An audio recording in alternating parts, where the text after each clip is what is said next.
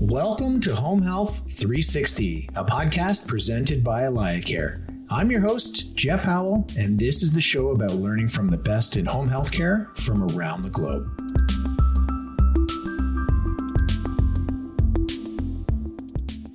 Welcome back, Home Health 360 fans. Our next guest is an Idaho-born, highly coveted speaker in home care, the three-time dad, bogey golfer, and president and COO of Home Care Pulse, Mr. Todd Austin. Welcome to the show.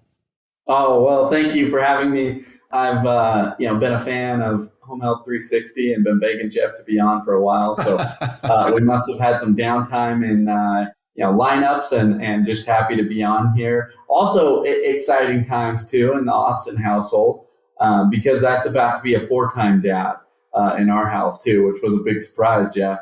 Wow! Congratulations. Yeah, thank you.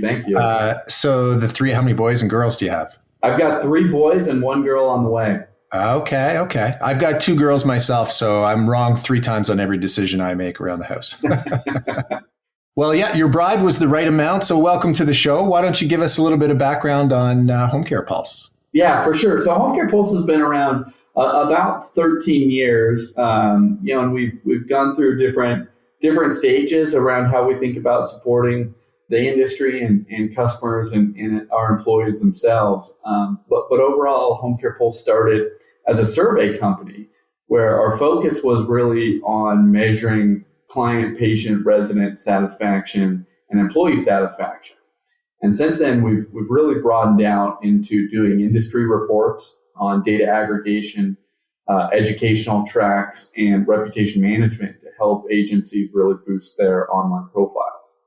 And then on top of that, certifying as great place to work organizations is some of our newer adds to the product mix. But it's a great organization filled with mission-driven people, Jeff, and our focus is really providing insights, training, and tools to meaningfully improve care experiences across the globe. And when did you transition from a survey company? That's a great question on the timeline. But I would say really about 4 years ago, 2019, 2018 is when we started to say, being a survey company, it is great, but what we noticed is we wanted to be able to actually help solve the problems that we were finding from the surveys. And what we talk about is completing the sentence. And so that was about 2018 that we started to say, there's a problem here. How do we fix it? And the first one was reputation management, that people were really struggling managing their Google My Business page or building their Glassdoor and Indeed profiles for employment experiences. And that was the first one right at the end of 2017, first of 2018. And then in 2019 is when we had added the educational piece through a merger with In the Know. And then shortly after that, we acquired an organization called Home Care Institute to broaden out our content library to one of the largest instructor-led training libraries in the space. Got it. So I didn't know that. And I remember you and I having a conversation 2 Novembers ago in Chicago, where the Home Care Pulse report is a bit of a blessing and a curse, where you guys are so well known for it. But also people know you in some ways only for that. Can you tell us a little bit more about what goes into it, how many surveys you've actually completed? Because I really think it's the gold standard for benchmarking in the industry, and give us a little bit of background on how it's evolved over time. Yeah, definitely. The first report, was created by Aaron Markham, who was the founder of Home Care Pulse. Great individual. He's no longer involved in the business, but he actually was, noticed a gap in his own business around, how we were talking and advocating in our industry, and that it wasn't consistent, and saw an opportunity to try and, provide industry information around how we should systematize, for advocacy and or just creating efficiencies in our business. And the evolution of that went from about a 20-page report that covered mostly finance, into now what is about 250 pages that covers pretty much any topic with inside your organization, whether that's sales and marketing, marketer efficiency, client and caregiver experience, finance, and even technology is in there. So I know Allia Care has been in it multiple times around how you're able to drive efficiency through adopting and supporting your EMR EHRs. And what's the participation rate? Like how many people are, because this is going out to home care agencies and then they're filling in all the answers and just trying to get a sense of the sample size every year. Yeah. It takes about 2 to 3 hours to complete the survey. So it's not a light ask by any means, but it's a great opportunity to audit. And every year we have around 2,000 organizations participate in the survey. And when you aggregate that data into revenue, it's a little over $1 billion worth of data that is submitted. So it's no joke. Every year we see distribution of the study, broadly into 10 to 30,000 downloads, purchases, exports, etc. So it's definitely turned into a massive project for us. We opened it up in January, so right now you can actually participate in the study, and then we close it down here in about 3 weeks at the end of the month, and we kick out the report about 30 to 45 days later. So it's crunch time around here from our data science team, which is and then our marketing team who puts together the publication. But it's a great publication, allows you to really audit yourself against others in the industry. Love it. I'm obsessed with data-driven businesses and companies that lead with thought leadership, where they're known for one thing, which sort of ends up fueling the other things that they do, right? So you guys recently acquired Activated Insights and Pinnacle Quality Insight. I didn't do any homework on those. I just saw the announcement everywhere. Give us a sense of why those companies were strategic to what you guys are doing. Yeah, absolutely. Obviously, they're insights companies. So when we're talking about data, insights, and outcomes, they play a big part in the continuum. And what we saw as an opportunity here is both of those organizations did some very similar things to Home Care Pulse, but in the broader continuum. So that may be assisted living, skilled nursing facilities, CCRCs, et cetera, or even home health and hospice. And, Home Care Pulse, although it really started in private duty home care, when we go back to that 2018 timeline, we really started to get involved in, ALFs and home health and hospice, and have customers across the entire continuum that we support. And so what these acquisitions did is really allow us to bolster some of our data outlooks and experience insights to where we now can look at the employment journey across the whole continuum.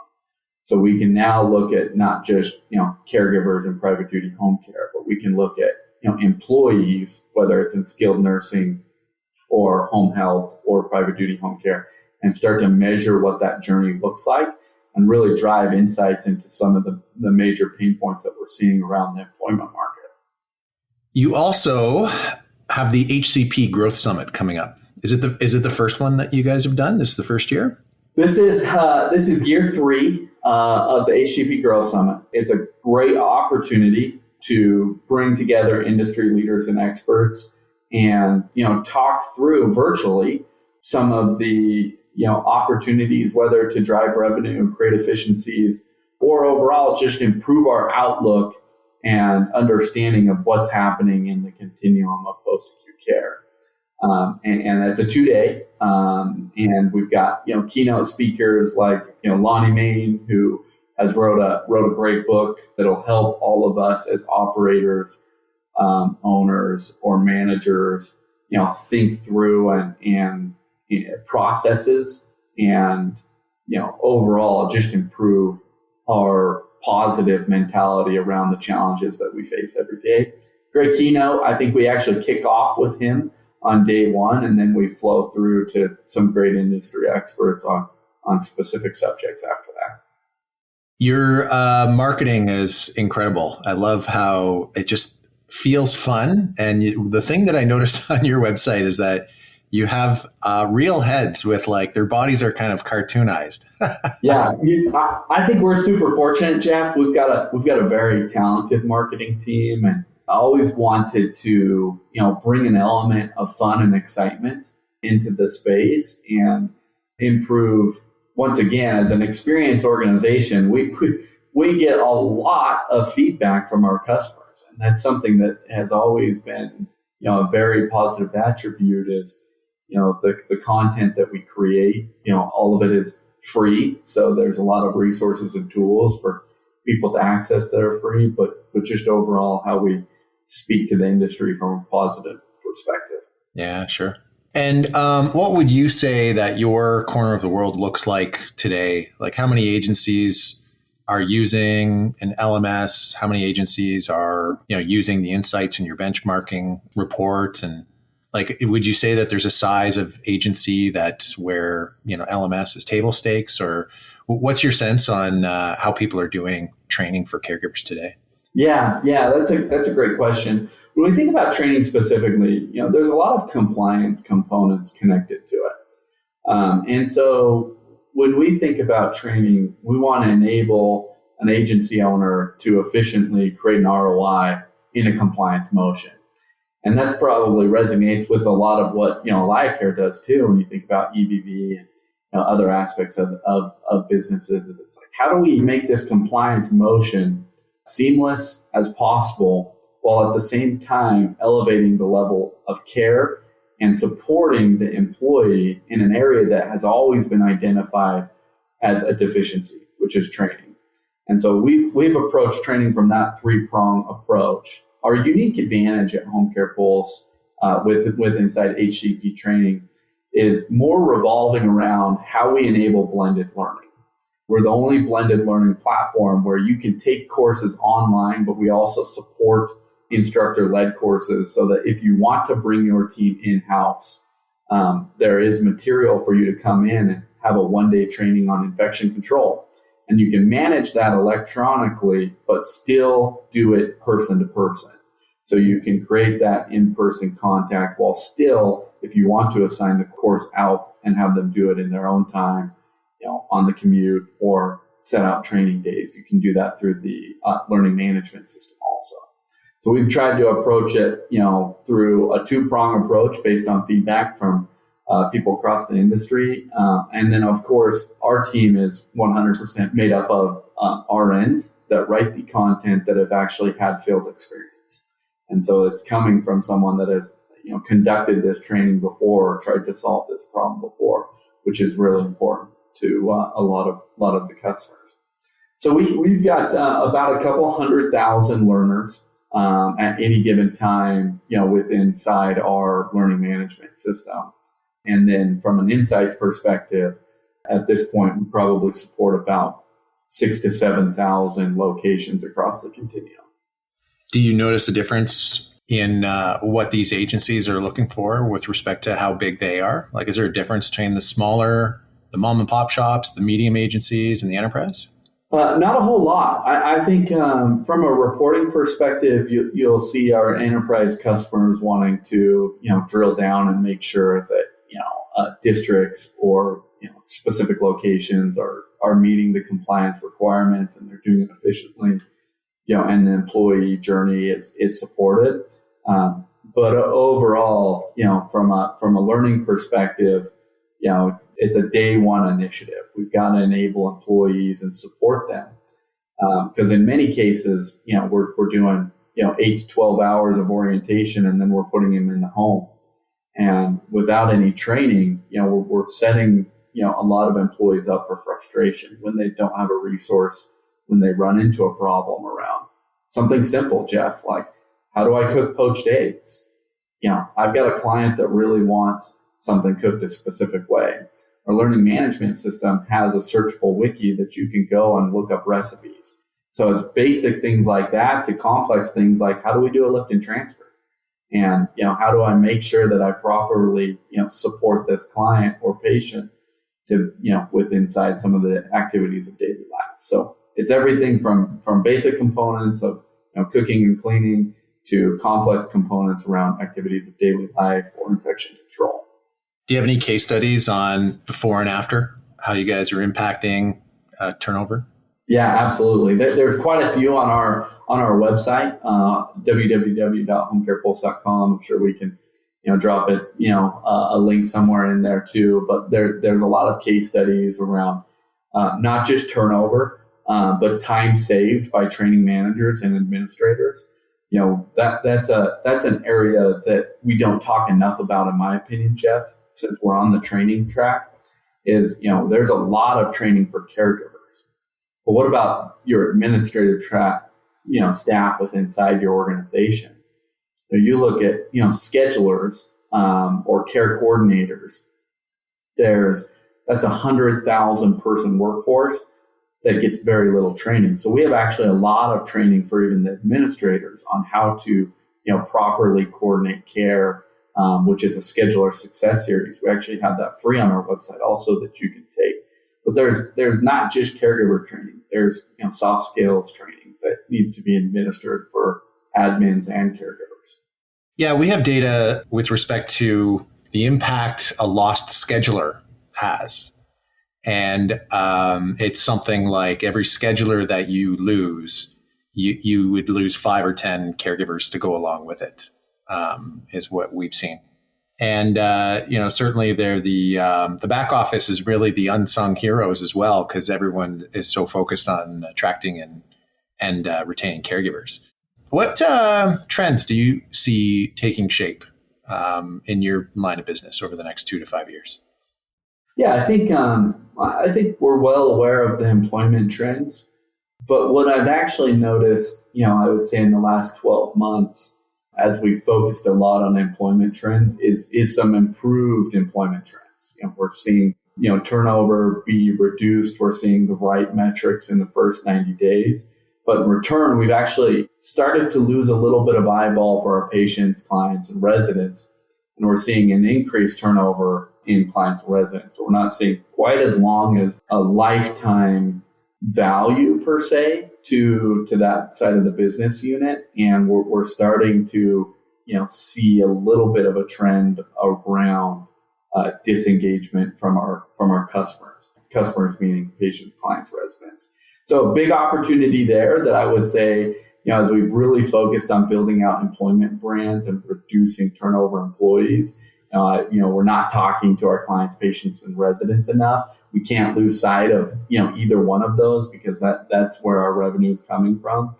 I always talk about it kind of as the home care double dip is when we see turnover in both of those happen at the same time, because our customer acquisition costs and our employee acquisition costs, we've got to be on different cycles in order to maintain a good margin inside our businesses. So it's something that I would say, we really need to caution everybody about, is not losing focus on being, client and patient centric. Interesting. You're saying that on the whole, caregivers are starting to come back and they're starting to be happier. But I always have just been in the mindset that, 1 out of 3 home health referrals doesn't even get filled because there's not enough staff to take it. But you're saying that even though there's more caregivers coming back and they're happier at their job, there's a decline in the client-patient satisfaction. Yeah, so the time that they stay on service is declining in number of months. And so we're having to find clients at a faster rate than what we historically had to.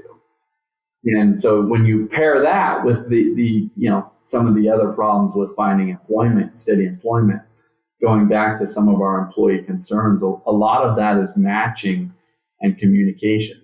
So as we have more moving parts in our business and we're seeing client-patient turnover happening plus employment turnover, now we've got to drive both engines of acquisition.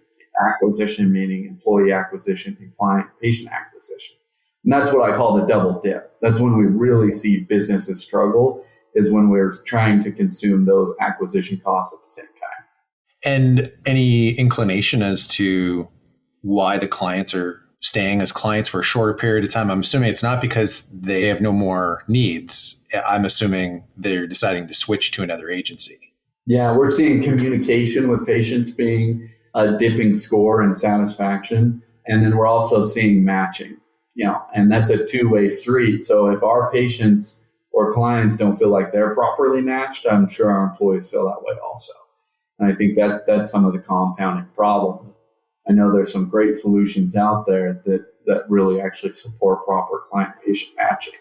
I believe you guys have a great one. Yeah, we have data around so much of the time we're speaking about the caregivers and not the clients. And we have data that, and obviously it's no secret, but some people call it the rule of 7, where if you don't ramp up your caregivers to a high utilization in the first week, they need to make a suitable paycheck. And what we found is, it's even the first 3 months, like you've got to get a reliable, steady stream of shifts. But a lot of people don't talk about the satisfaction score of the client with respect to how well matched they are with their care team. Yeah, we used to all the time, right? Before we started to see, employment being a leading indicator, 2017, it was very patient centric, and even I would say, that's where our reimbursement is coming from. Sometimes also is, our CAPS ratings from, CMS if you're in home health and hospice. So it's something that has always been measured, but what our bottleneck has been is employment. And that's why I just bring it up as something I would urge, providers to continually think about is that patient experience, because we can't consume costs in both acquisition models at the same time. It really kills margins. Yeah, for sure. What are some tips you'd give an agency looking to get the most out of their training program? Yeah, from a training program, is tied to your core values. Reward, recognize, and hire based on, making sure that, educational tracks are included in it. It's going to provide a better employment experience. It's going to provide a better patient-client experience. And overall, it does make an impact on turnover. There's plenty of statistics that show around, employee engagement through training that supports it. So what's the best way for an agency to knock on your door and learn more? Yeah, you can find me on LinkedIn, or you can go to our website, like I said, homecarepulse.com, and learn more. Or, like you mentioned, some of our sister organizations today, Activated Insights or Pinnacle Quality Insights, all have websites too. So as you're looking to, glean insights, qualify for great places to work, with Insight Aging Services, build your employment brand, or solve some of the problems that you found through your surveys, Home Care Pulse is a great one-stop shop. Yeah, I'm just on homecarepulse.com right now. There's plenty of calls to action. You can get a live demo. You guys are at almost 70,000 people on your email list, and it would be worth it to subscribe, even just to get some clever marketing ideas. So, Todd, we're up against our time here. I'll get you out of here on this. Give us a reason to be optimistic about the future of care in the home. Yeah, I think we're continually seeing care move to the home and out of an acute setting. And we're supporting those patients or clients or residents more than ever. And whatever they call home and feel comfortable being home, we're building technology and motions to support them in the environment that we want to age in. And the optimistic part is, to me, Jeff, is that's our future. Your and I's future and all the listeners' future. Someday we will be in this motion, and we will be part, and we are part of the aging journey. And we all have to be optimistic and get to be optimistic because we're improving that.